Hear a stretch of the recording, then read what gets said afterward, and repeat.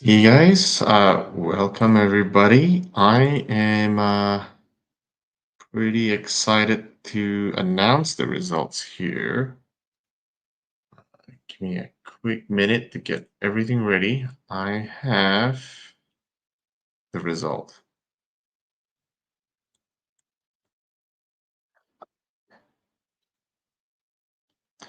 Okay, so in full transparency, I am going to be sharing my screen. Oh, hi everybody. I'm going to be sharing my screen. That way everybody can see what I see. Let's see. Share screen.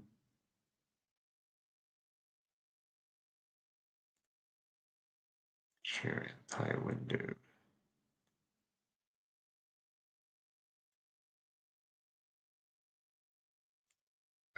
Oops.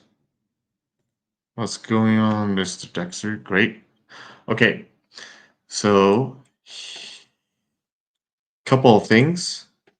Feel free to screenshot me and correct me if I made an error. A couple of things that I made an adjustment is one, because Manuel couldn't make it. So any of the match results and the strap and everything, I disregarded the whole entire match, with the exception that the coin toss. If you pick Wagner, I didn't really feel like she should get a full score, but it was just 1 point, like half a point. And the second math that I changed is because Kadeja kind of gave up the coin toss. I'm only awarding half a point if you pick Morozov on the coin toss. And I'll tell you why the coin toss did not really matter, but it still mattered. So these are the results. If I made an error here, let me know. Um, let's see. Now max points for a second. Max point matches, it's 100 points, and for the max points for coin toss, it's 10. So let's see. Now, okay, so keep in mind, this is the entire score and the winner of the first place is Georgi Arsenadze. I hid his contact information so nobody could see it. And keep in mind, the yellow are those people who submitted their responses after the coin toss was revealed online. Okay, and this is just so that it's fair for everybody. So how I determined the winner was that we looked at match points first, and if there's a tie, we look into the coin toss as the tiebreaker. Okay, and you can see he was the clear winner at 70 out of 100, and this was the formula I used. Now screenshot this if you think I made an error. Okay, that's one. And coin toss, this is the formula. There's an error. You guys, I'm sure somebody's going to pause the video and correct me if I made an error, but that's what it is.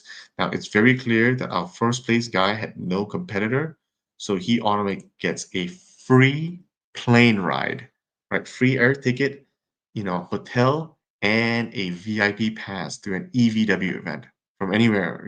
We'll have to coordinate with him on his schedule and everything. That this guy totally won. Now, for the Knicks' second place, he clearly won on match points, so he didn't even need to do any tiebreaker. So second, third, fourth was completely identical, with the exception of now fifth and sixth. Now, the reason why fifth, this guy won because he submitted his answers earlier prior to the coin toss on Friday. So I took his coin, so he naturally won because he had 3.5, and anybody with a yellow essentially is a zero on the coin toss because I assume that they got they already know the answers. And so it only baffles me that why those guys who submitted their answers after the press conference and everything, they had still a, not a 10, essentially, out of 10 being the maximum. Okay, next we have the sixth place. He's a clear winner with the seven. Sorry. Technically, not. I just saw an error. He is the eighth place guy. Okay, he is eighth place because he essentially has a zero. Now, the 10th place guy, he must have submitted his answers. Let's check. He submitted his answers after the event. Now, this is central, so he submitted this after the event. I'm not sure why he got 62 out of 100. He should get 100. But anyway, this is what it is. He is disqualified because he submitted his answers late. Now moving on to ninth place. Now this is also challenging because now this is when coin toss did matter. Now you see all these guys, they all had coin toss. Well, the match points identical. We had, this candidate from row 12 at ninth place because with the tiebreakers, he was the highest, followed by this guy who inched by half a point, and this guy and this guy. Now, these two yellow bracket guys, because they submitted it after the coin toss was revealed, I took them out completely. But it still baffles me that they did not watch our YouTube video to know who the real winner was. Now, as such, I am removing these, I'm still using them to determine between both of them who gets the final prize. So tough luck to this guy. He wasn't able to win anything because prizes were up to 13th place with the top three prize and 10 consolation. However, what I do need to check is that if anybody within the top 13th place did not buy a pay-per-view or have, you know, they did not attend in person, then it gets pushed down three steps lower because I will award up to three prizes and they are not going to be as cool. They're just regular non-autographed merch. So it'll be probably, a jersey or a hoodie or of that level because they did not qualify for the premium price. But temporarily, knowing what I know based on points, congratulations, all these guys. Other than Walter, obviously, I left it in there just to show everybody that there is no hanky panky. You see, I kind of locked the information down here. So with that said, I am gonna remove this temporarily and see if there is a fake chance. I'm just reading through comments right now. I'm just going through comments to see what a cool prize is. Awesome. Um, what's going on here? Prizes in. Are you gonna do this for the strongest arm on earth? Potentially. Uh, there is a decent likelihood. I just want to. I'll need to go back and take all the data and discuss this with Robert because this is obviously a pretty big prize and it's a big financial burden. So nothing we can solve this Baku BS. Okay, well since I'm here, we can talk a little bit. Okay, so chance. There's a chance. Are you going to be in Shaw Classic? Oh, that's funny. Okay, very quick update. Baku is not yet a go. We're still in the go or no go situation. We're still going through back and forth to see if we can even make it happen. But one thing's uh, fairly clear is that Devon will be pulling in Shaw Classic and not in Baku. That is at least, you know, if Baku even happens. Um, let's see. Yeah, I haven't accepted the no. So the just a quick background thing. We know, I think everybody knows Brian Shaw and Devin. They're pretty good buddies. I mean, you look at his Heihachi haircut and everything, and with everything going on prior to everything going on, Devin made a firm commitment to Brian that he will spend all his efforts in pushing for and promoting the EVW joined Shaw Classic event. And if he does Baku and Shaw Classic, then promotions will be kind of split and based on on his prior agreement and what he promised Brian is the reason why Devin is not going to Baku. Uh, as much as he wants to pull Vitali, Vitali is saying, "Well, just come to Baku. I'm ready. It's all ready to go." But he's kind of torn. As much as Devin loves pulling and competing, he still, I think, he treasured his friendship with Brian significantly. So with that, Devin's not going to Baku. Um, yeah. So I I spoke to Devin a couple hours ago, and that's not what he told me, Tiao. So, uh, you know. Anyway, this is strictly for the announcement of who the prediction contest winner is, and I would once again like to congratulate Georgi Arsenadze. So, congratulations, Georgi. I'll hit you up with an email in a couple of days. I'll let the whole online community go through my math and my formulas and to make sure I didn't make an error. And, congratulations, Yogi. Last question.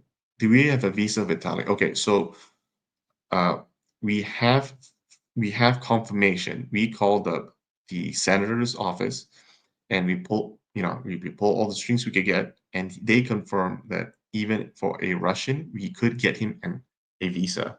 We absolutely could get him a visa. The only thing is, I do understand Vitaly's concern. He says, well, he's from Siberia, some remote part of Russia, and he will have to travel a long ways to some other country like Kazakhstan to the US Embassy. We still need him to be there physically before we can hand him a visa.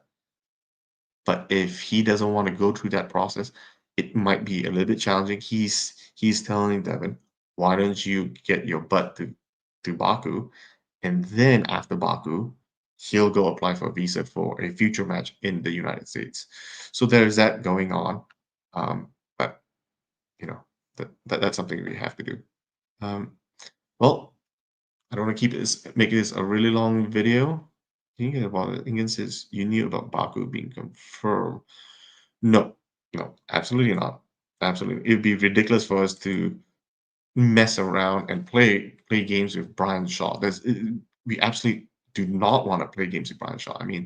Uh, this whole strongman collaboration, it's a big win-win. Why do we want to risk bringing Brian Shaw in at the very last second if we knew Baku was going to be a thing. So no, we knew Baku was in the works, but with a loss of communication, um, you know,